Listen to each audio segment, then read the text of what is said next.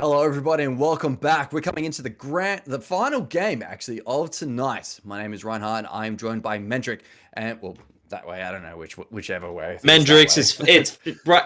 You know what? Ranhart, it's fine. We have ourselves a spectacular coming through. Just to recap, earlier tonight we had two amazing games on screen. Our second game went over to the victors, Mm-hmm. coming out from Newstead, and the game before that, I believe it was fucking recall my statistics on this Ooh, actually. your stats and everything that Yeah, was in place beforehand. going over to Catholic Regional College. Now Yep. coming through to the final game here tonight, we have on screen Melbourne High School versing off against De La Salle College, and straight off the bat, look at these bands. Yeah, a little bit of difference there. Now, Camille, definitely something that has become to resurface to popularity. I feel like Camille moves in and out of the meta just depending on when the tanks start to rise, and tanks are definitely starting to rise up at the moment. She's definitely one of the champions that struggles a little bit in the early game, but well, not the early game, more towards that midpoint, say around that 8 minute mark. That's when she really begins to struggle against the tanks, and then she just shoots off into trajectory later on. So I can definitely understand perhaps Dakey's thinking about playing a tank in the future, and that's why we're seeing Camille been taken off the board. Also, Cassidy, someone I haven't really seen too much of. Again, is a champion that is problematic because once that late game hits, it's like a time bomb went off in your face. I imagine that's more along the lines of them just getting rid of something that someone's very comfortable on, not really that massive in the meta at the moment.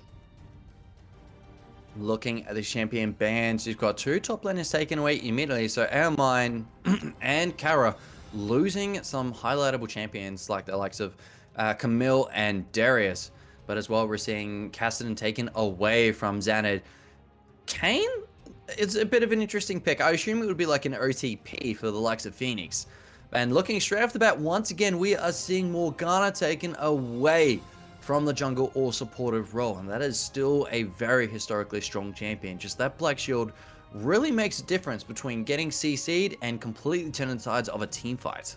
What's interesting about Morgana and why she's actually being seen as a bannable offender in all levels of play is because she's relatively easy to play. She does have, yes, a skill shot, but that is like the one part of her arsenal. Of course, she's got her Tormented Soil, the ability of a point-and-click shield, and of course the Soul Shackles. Get in the middle of a team fight, pop that, use your ultimate. In terms of everything that comes into it, she's a pretty linear champion, and when the linear champion is this strong in the meta, you see her across all levels of play. That's the crazy thing about her, and that's why she is something that's been pretty much banned throughout the most of this night. So I can understand why that champion is getting picked up and banned away. Something that I personally kind of like. That is something that really is seen across everything. Looking straight forward, like we can see on screen, that is going to be a Thresh picking up for Rage Rider. And at the moment, I'm liking the hover over this Kai'Sa. And Kai'Sa is the type of champion that does incredibly well once she starts upgrading her abilities. Like that Q, once it's upgraded, the amount of missiles, you forget how many missiles are actually launched at you. Just because of how long she's been living without it. It's like a subtle change that you just don't notice until you see your health bar completely disappear.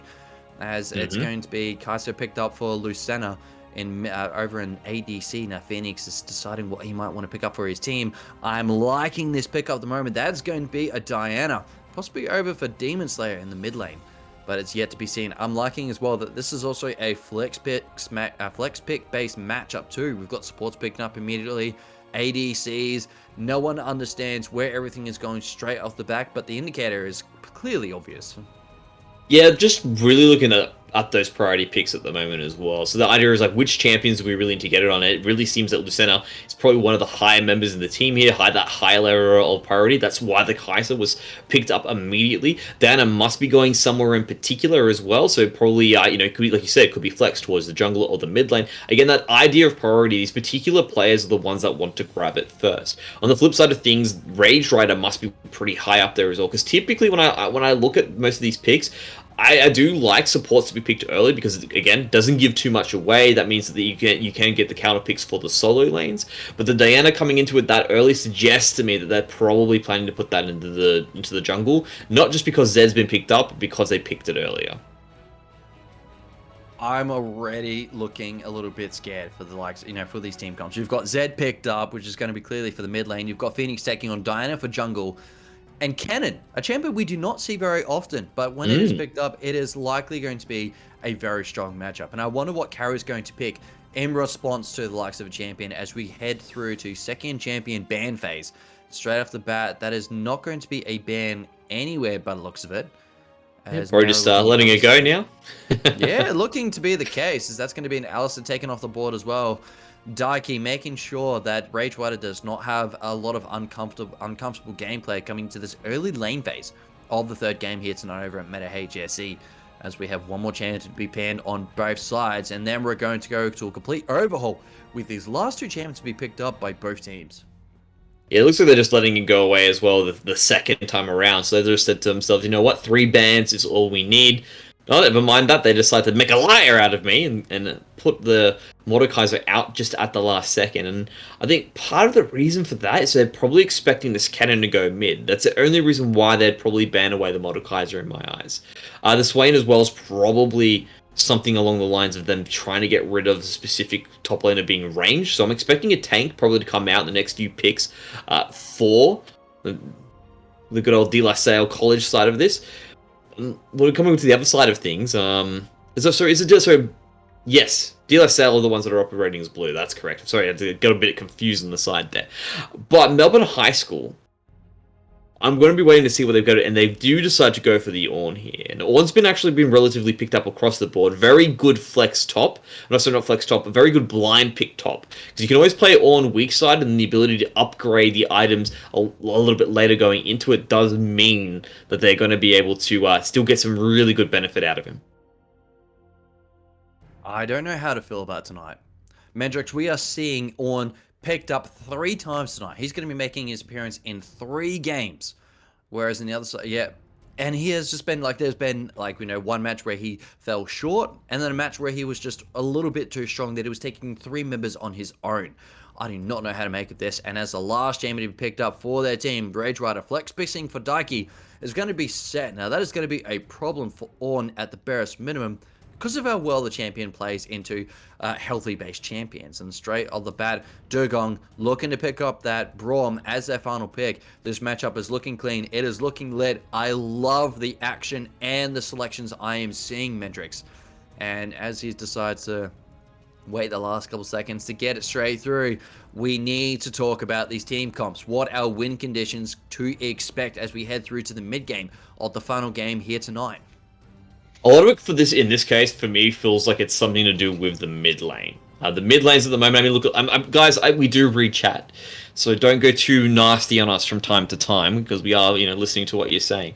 A lot of people are saying this Zed is probably going to pop off at the moment, so there's a bit of a fan base going on here, I guess you could say, for Demon Slayer 666. And I do want to also take into account, it's not just the fact that I'm listening to chat here, it's also from that analytical standpoint. That idea that the Zed will be able to run around the map and really take a lot out of these laners if this cannon isn't able to keep them under control. Cannon typically starts to pop off around those mid-game team fights, around those skirmishes, 15 minutes plus. Zed comes online a lot earlier, and it's going to be up to Cannon to make sure that Zed remains in lane and he doesn't die to him. Those are the 2 things that comes down to it. Because if typically what Zed's either going to try to do is either kill you or kill your laners. And most of that comes from his ability to just push out with his shurikens and then look for the roam directly afterwards. Cannon's doesn't really have the best wave clear until about level 5, level 6, when he's able to actually go into the middle of the minions and then zap everyone down. So Zed is really going to be on Zenith to keep up the pressure, keep Zed relatively low, or Demon Slow in this case relatively low, so he can't roam. That allows him to really get towards that 25 minute mark where Cannon really begins to shine, because he can get in with his slicing maelstrom and really destroy everyone around it. Xayah is going to have a bit of a rough matchup into that Braum, purely because obviously she's going to be trying to throw out the feathers with the door or the shield going up into position. That means that those feathers won't be able to be realized, and that stops a little bit of the stuns from coming across. Also, Braum's fantastic at stopping Thresh from landing those hooks with his ability to jump behind and actually take the brunt of that force. The other thing to take into account, his set should have a little bit of an easy run up on that top side, purely because Ornn doesn't really get going until, again, we're at level 6, and because he needs that Bramble Vest to be able to handle him, Set should be able to take a decent advantage of it, which means Diana's probably going to look to gank it, and Graves should be looking to stop that top side. So I expect the junglers to be focusing around that top side, mid laners will be stuck in their own little internal battle, trying to stop each other from trying to get to those win conditions, and Zaya's looking for that late game, where she really does shine in those team fights, where Kai'Sa is probably looking just to survive as well, just to see if she can get assassinations a little bit later. A lot of different things happening across the map in terms of the win conditions, but it seems to all hedge around that mid lane. Who performs better is probably going to start to unlock the rest of the map. And there we have it, everybody. We're coming at you live. Just going to send us over to the last intermission we're going to face here tonight over at Meta HSE. De La Salle College on the blue side going up against Melbourne High School on the red, as we leave you with this short little break and get ourselves into the match.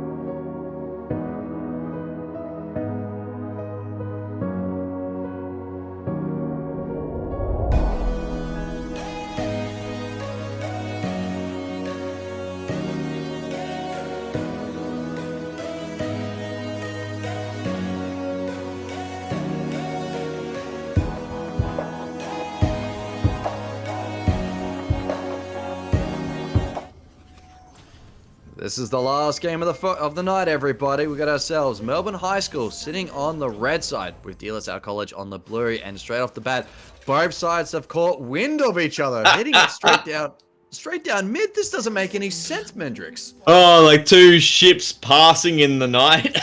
It's like, all right, you take the bottom side of the map, we'll take the top side of the map. How does that one sound? And that's going to be interesting, because I really think now both these teams should just split side jungle, because obviously they're going to know exactly who's in full control. Maybe I mean, what's going on here? De La Salle, or sorry, not De La Salle. Melbourne High School are probably might be trying to be a little bit more cheeky and just sit here, wait for them to return. So that might be an idea for it, because you can see them put the wards down. Oh, is he gonna?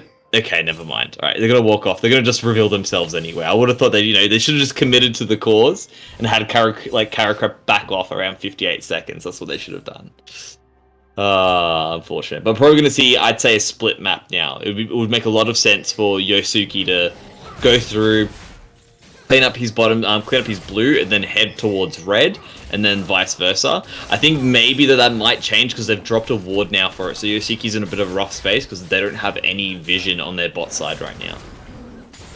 No, definitely not. But both sides have also decided to ward over at Phoenix's red buff. So De La Salle have this slight vision advantage at the moment. Melbourne High School are in a little bit of a pinch, and I like that both sides have decided to be a little bit more passive towards one another, respect each other's boundaries, since this is the final game of the evening, and both sides looking to be a little bit sort of try to play towards the mid game. As Cannon going up against Zed in mid lane, you've got Set up against Ornn in top lane.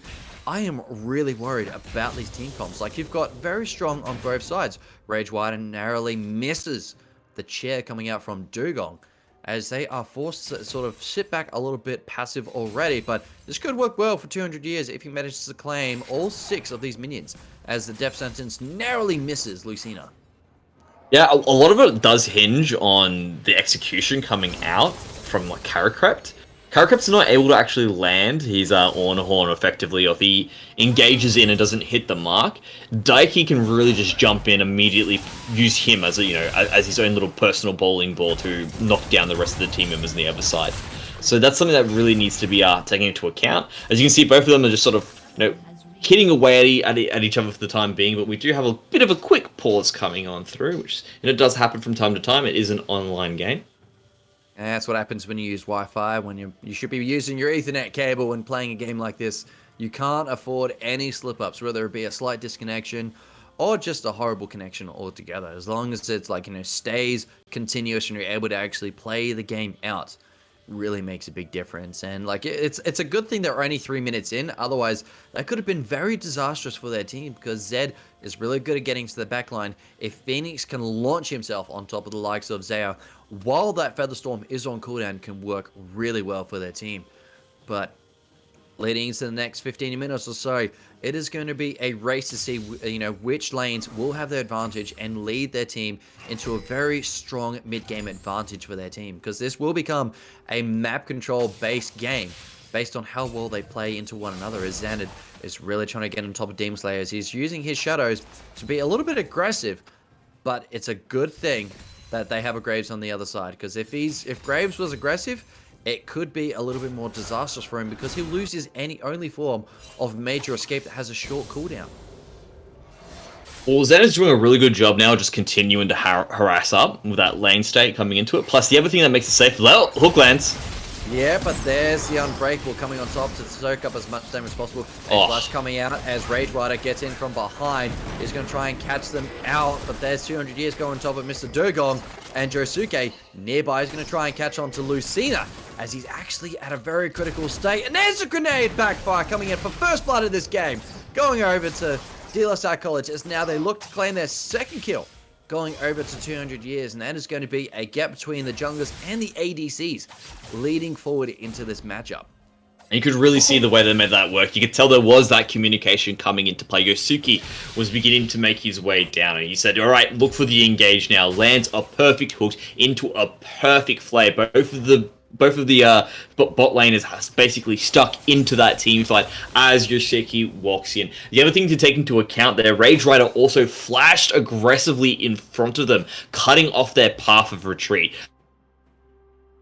That was a really pretty, well, I honestly put that as a high-level play coming across here, and that basically allowed them to sit it down. Also, Yosuke understanding the right amount of damage that he needed, also using that flash aggressively to finish off Lucina, was something that was pretty damn confident, fantastic presence of mind and shows he really understands the champion he's piloting at this moment in time. So really well played here across the board for the whole team to actually pick up those kills, and they're really beginning to nut down and make things. Another thing they also got was they also managed to stop the teleport from Caracraft. So another big teleport advantage come across, but Phoenix is here.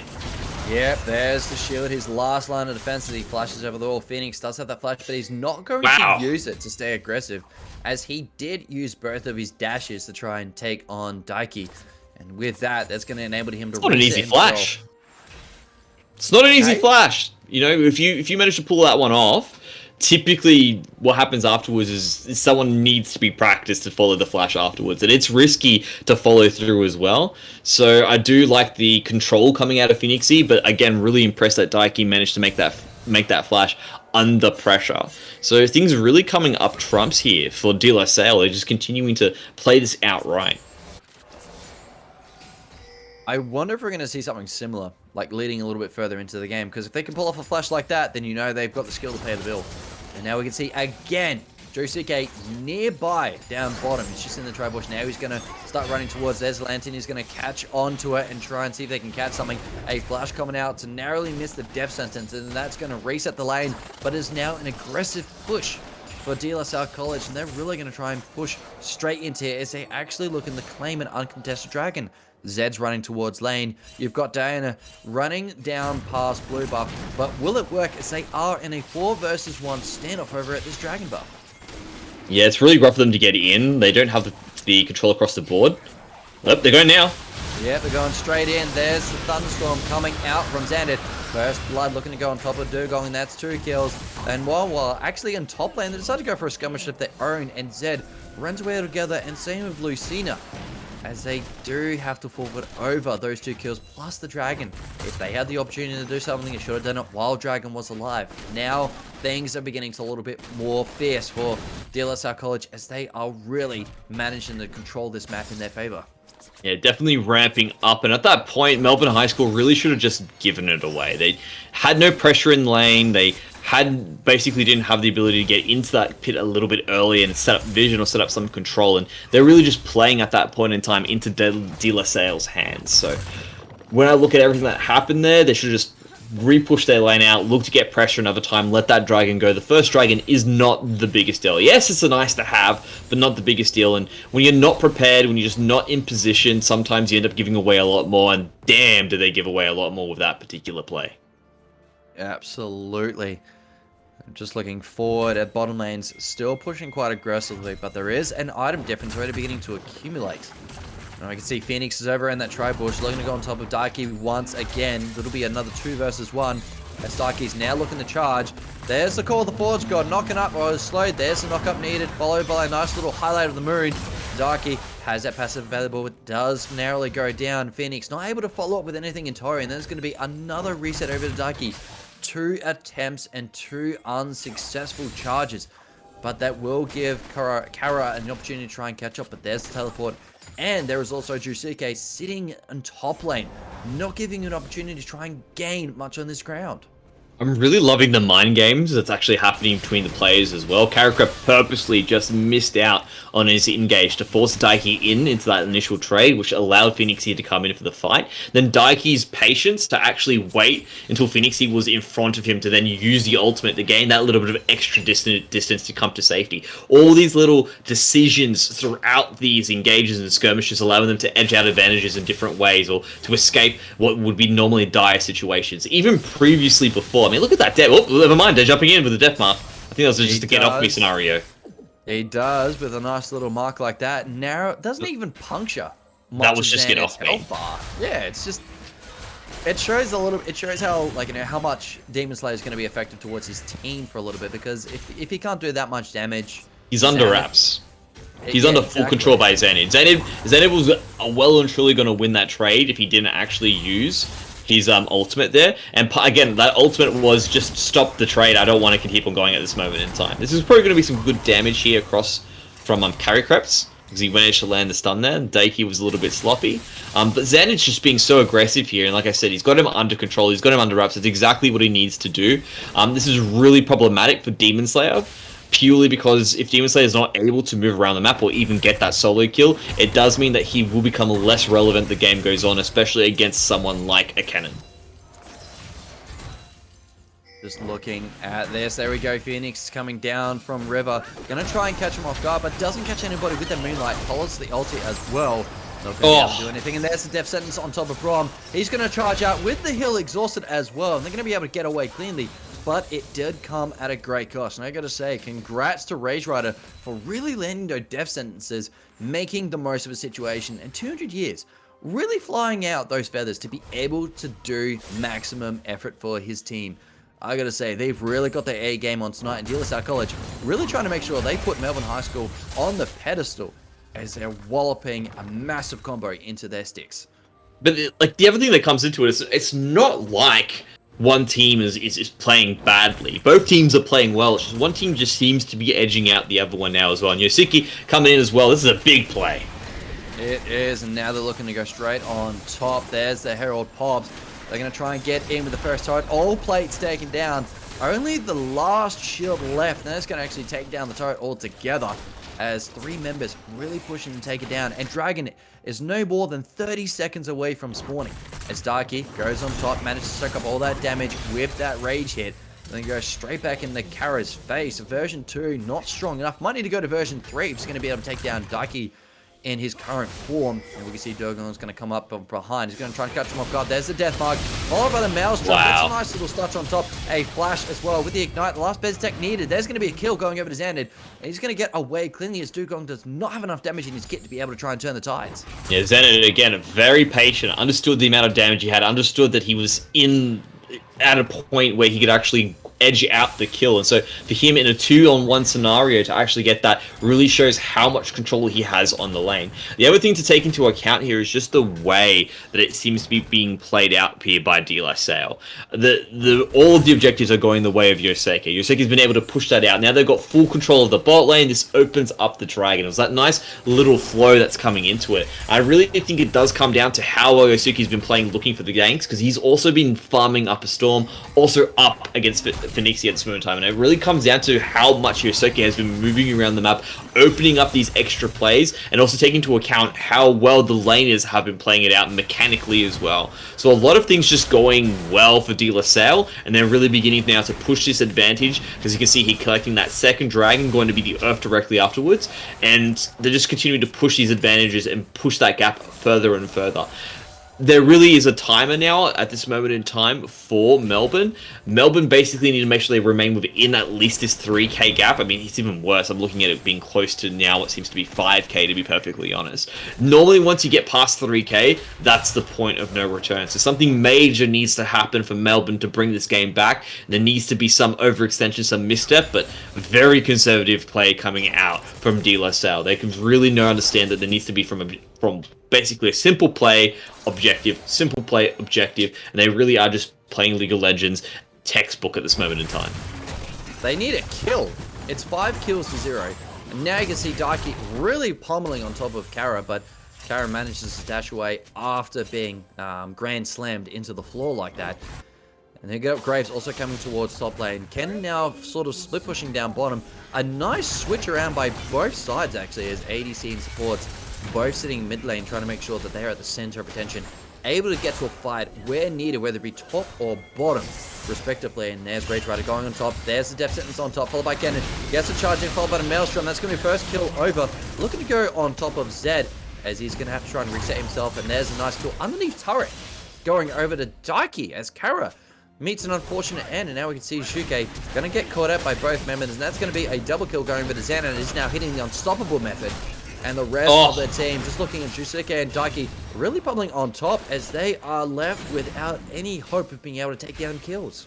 Yeah, I thought they might have overextended that a little bit there, but their ability to juggle the aggro between the other players, Daiki walking in, cycling his rotation and cooldowns, and Yoseko following through as well, means they both survive and come out alive. And again, on the bottom side, for them to find those 2 kills against Phoenixy and Demon Slayer really shows that grasp that they put themselves onto this game at this point. They're beginning to ward up around the entrances, bit roach into the enemy jungle, and this is where those opportunities to get themselves back into the game starts to be stolen away. When you're this much on top of the warding when you have the ability to catch them up mid-transition or mid-rotation. It means that they don't have the ability to edge out that tempo because, one, you're already moving quicker than them, and then you're already monitoring their movements. And if you know where your enemy's going, you've already won 80% of the war. Exactly. And looking at the current objectives available on the field, we've got Rift Herald now back on spawn for another 4.5 minutes or so. You got Dragon still 2 minutes away from respawning. Mid lane is still being preoccupied, mainly actually by Rage Rider in 200 years on Salle. Set is sitting in top lane. Daiki now facing off against Demon Slayer. It is a little bit a miss what we are seeing coming out from Melbourne High School, and no kill on the scoreboard. We're just seeing 3 more sitting on the side of Salle College, and it is 8,000, just under 8,000 gold difference between both sides. It is looking hairier by the minute. This gap has accumulated between both sides, and Salle are looking to stretch the gap even further. And I gotta say, they are really bringing in their A game tonight. They are getting kills left, right, and center. A special mention over to Xanid for hitting a 550 gold bounty coming into this game. He is really making plays, getting those kills, and really acting as the highlight that his team needs. Yeah, I mean, another thing to take into account as well is that they're actually looking for a perfect game at the moment. No kills, every dragon, every Rift Herald. No towers have gone down either as well. They have given nothing back to Melbourne High School. So this is well and truly a shellacking at the moment until something comes back. Basically, this is where you say, hey, if someone else on my team now gives up a kill, I have to report them for trolling. That's literally the scenario that comes to the account here. That's how well they're playing this out at this moment in time. So really, like you said, it's not just their A game. It honestly feels like their S game at this point. When you look at the scoreline, when you look at the objectives being put up, and just excellent control. Even the fancy footwork from Daiki here as well. Even Demon Slayer is playing this out pretty well. You can see, hey, I miss here, you miss there. Okay, cool. Now we just retreat, look for the next round of rotations. These guys are playing relatively high skill level League of Legends between the two of them. Like I said, just one team at the moment really seems to be shining that bit brighter. It's really curious at the moment. Like, look at Diana. Like, Phoenixy is in the enemy jungle looking to try and counterplay. But he doesn't really have much of a standing point. He's got his own jungle still fully lit and alive. You've got a lot of vision actually occurring around Dragon Pit, but they don't actually have control. They can only understand what the likes of DLS are doing as they're claiming their 3rd dragon of the game. And the rest of the team are not looking to be aggressive for any kind of the sort. They're just letting him take it. You've got Set split pushing topside like normal. Cannon is running around in the enemy jungle, making sure he can catch them off guard and prevent them from being able to try and steal away one of their objectives. That it's really beginning to show, like, the gap in between both teams, regardless how well we can try and make the situation work for you. Now there's Kara getting caught up by the death sentence, followed by the feathers and the blade recall. They're going to try and keep staying on top for as long as possible. There's the exhaust, followed by ulti, death sentence, and 200 years. Wow. Claiming that final kill underneath the turrets is really sending sparks flying for the rest of their team. Not only that, then the Rift Herald as well, just for some good measure. They can well and truly crack the base right here and now. They're looking for a quick finish, and I love that hook as well. A little bit of a prediction on the side of it coming out across as well. A nice reaction coming out of Melbourne High School to actually bring the bulk of their members back here to just stop the base from being completely cracked open. And I really just want to go back to that idea that you were discussing before, them just letting that dragon go away. They have to let it go away. Again, remember that early point in the game where they tried to fight for initially and they just ended up giving it away, giving up 4 kills in return for it. They understand that could well and truly happen again. Look at how much damage just came out of him. Demon Slayer was deleted within the space of a second the moment the ability started landing. Everything that's happening right now is them just on damage control, trying to get something back. They need to find at least something in return. I imagine, say probably 2 or 3 power spikes on 2 members, and then hope to win the team fight there. That's what they need to do. And there's the ulti coming out, followed by an exhaust. He gets stunned altogether. Won't be able to pop that Maelstrom. Saves it from what opportune moment as he's now on respawn. The first death of this game coming out from Salle College, going over to Xanid. And the rest of the team is just pretty much making plays elsewhere. Now I gotta say, 200 years making the most use of that Gale Force, using it when they're below 40% health, which has increased damage potential and could really make the difference between your team fight coming out for the likes of the champion itself. And I gotta say, this is really amazing. Like, the level of play coming out from Salle College is unrivaled in today's game against Melbourne High School, that Melbourne High School needs to start looking for opportunities, rearrange their strategy around, find a different opportunity, look through a different window, and see what they can do, because so far they are just getting caught out quite a bit. The first time they've managed to play well together was when they took out Zenit just then, probably around 18 minutes into this game. And that was because Zenit was being a little bit too aggressive, right? It wasn't a matter of them, obviously, they were obviously capitalizing on the mistake, right? But what you want to do is not be capitalizing on mistakes. You want to be proactively creating wins for yourself around the map. And the best way for them to do this is to start to think about objectives about a minute earlier than what their opponents would be doing. So they're taking into account, hey, Baron is the play here now. We need to get the wards down there early, get some pink ones in, and be prepared for when Rage Rider is going to walk in, for when Yosuke is going to walk in. When these members come in to start to gain control of those objectives, because you've cheated that tempo about a minute earlier, and you've got 2 members there, that's when you can get something back. But, I mean, when you're not doing it, it just means that you lose out here, and look at them re-engage. Yep, they're going straight in. There's the ultra coming out, but the Feather Storm a little bit too late as he will suffer for the full effects of it. But meanwhile, Daiki managed to get on top of Karo. That heal is expended. That is 2 kills, 3 kills. Wow. Coming over. Now we can see Josuke coming straight in, getting deletes left, right, and center. There's Kennen coming. Oh, send it! Around needed. Mr. Dugong is still alive, but he's not going to hit his doctorate square. That's a quadra kill. Going over to Josuke and an ace over to De La Salle College. Pushing it straight through. They're going to get this inhibitor. They're going to turn this game on its feet and give Melbourne High School nothing to work with. Everything was looking so good just for a second there for Melbourne High School. I thought they finally might have found a way to get themselves back into it. They were trying to look for that fight before Zenit could make his way back. But, of course, with how strong De La Salle was, it was an extended fight. The big members, I'm looking at Daiki and Rage Rider, jived straight into that backline and bought enough time from the damage dealers focusing on them instead of on Yosuke and 200 years. And when Zenit walks in, he was a slicing maelstrom. That ability was absolutely an icon for the way that team fight panned out. Him jumping in, he didn't just slice through the maelstrom, he sliced through a damn mountain, and Melbourne High School had their name on it. That was insane, and I really liked how he had the presence of mind to come back from the team fight, get in there, and turn around what was originally going to be a loss for his team. Hey, when you've got the likes of Kennen sitting on 1, 6, 1, and 4, it is massive. Now we set it on for another team fight, going to catch off Josuke as he tries to stash away, but there's the death mark. He gets taken down, but manages to take down Josuke in turn. Now Daiki in their back line, going to try and take down. That is 2 kills going over to De La Salle College, looking to go for their 3rd. Their 4th, Lucina must run for it if he's going to stay alive. That is a double kill going over to Kennen, and that's going to be an uncontested dragon. In fact, it is actually the Dragon's Soul for the rest of De La Salle College as the death sentence narrowly misses Lucina. Yeah, he was trying to see if he could actually predict it as well. Lucina had the 2 ways to go, so he thought instead of moving it towards the tower, I'm going to put it to the left, see what Lucina decides to do. Lucina chooses right in that scenario there. Probably didn't expect the minion to die on that hook there as he dropped the lantern to try and bring in Daiki, but you know, so these things happen from time to time. You're just too damn strong, Rage Rider. Sometimes that happens. But yeah, they had to fight there. Melbourne High School had to take it. Like you said, it was sole point. They needed to get in, hopefully perhaps pick someone up early. Unfortunately, just too strong from the side of De La Salle here. It's too far ahead. 10k the acceleration at this point. Also taking into account they've got those 3 extra dragons underneath their belt here. And look at Rage Rider, fearless, happy to take on the jungler at any point here against Phoenixy, who's got that extra level, but definitely doesn't have the extra gold. And that's what's really sort of setting him in a bit of a deficit. Now we see Josuke is now going to come on top of Phoenixy.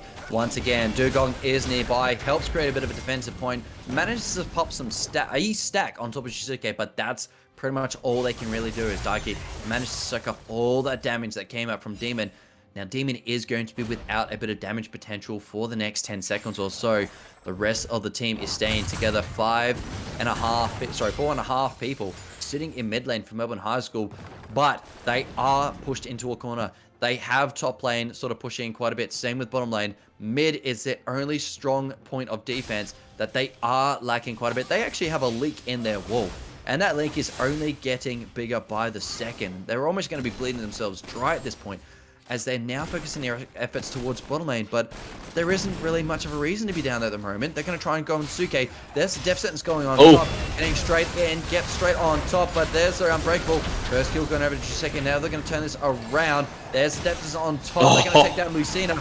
Oh, managed to stay alive a little bit longer, but there's the execution coming out as Braum now runs away, and that's going to be bottom turret still available, but for how long? There's death sentence coming out, actually, as 200 years narrowly avoids getting hit by those marks, and that's really going to save them a little bit of extra time. But with two people on respawn, they don't have much of a leg to stand on. Death sentence narrowly misses Zed once again.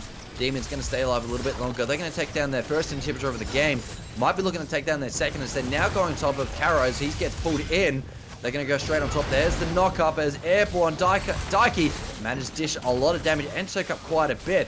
But all the while, bottom lane is also losing its second inhibitor as well. This game is really getting smaller by the second from Melbourne High School. DLSL are really opening up all avenues needed to lock away this game. You're talking about it being a leak. Well, it's absolutely a hole right now. You need to call the plumber because something needs to be done. At this point, you're probably calling the insurance company to deal with all the damage directly afterwards. Here's the last stand coming through. Yeah, they're going for it. It's going to be the Soldiers versus the Indians. They're going straight in. Caro's going to be caught out in their back line. Zed's going to try and do everything he can, but he doesn't have the ulti available. First kill going over, actually, as he claims his third kill of the game. There's Xander coming straight through, gets stunned. Still has the Zony's Hourglass available. They're going to charge straight through. Daiki's going to try and catch him off guard. There's the flash coming in as well as the stun. 200 years claiming the kill, and there's the charge coming in. Two members at critical health points. Lucina is going to run back to base with them and reset everything. But by this point, they've lost all three inhibitors. They are stuck underneath their Nexus turrets, actually.